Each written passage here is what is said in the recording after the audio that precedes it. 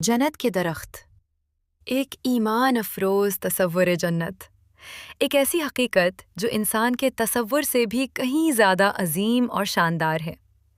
رسول اللہ صلی اللہ علیہ وسلم نے فرمایا، جنت میں ایک ایسا درخت ہے جس کے سائے میں ایک سوار 100 سال تک سفر کرتا رہے، پھر بھی اس کا سایہ ختم نہ ہو۔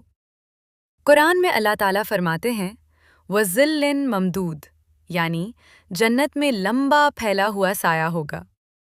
جنت میں انگور، کھجور، انار، کنول اور ببول جیسے درخت ہوں گے، لیکن دنیا کے درختوں جیسے نہیں، بلکہ ایسے درخت جن کی عظمت کا انسان تصور بھی نہیں کر سکتا۔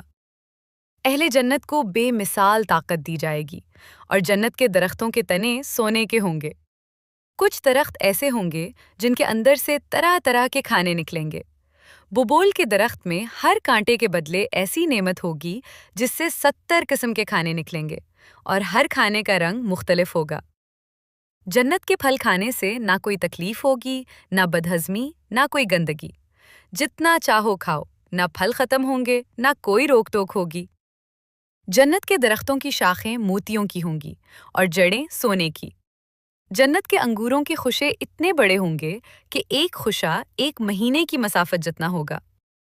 رسول اللہ صلی اللہ علیہ وسلم نے فرمایا کہ جب میں نے جنت دیکھی تو میں نے ایک خوشہ لینا چاہا، پھر فرمایا، اگر میں وہ لے لیتا تو تم دنیا کے ختم ہونے تک اس میں سے کھاتے رہتے۔ اور جنت کے انگوروں کا ایک گچھا یمن سے صنعا تک لمبا ہوگا۔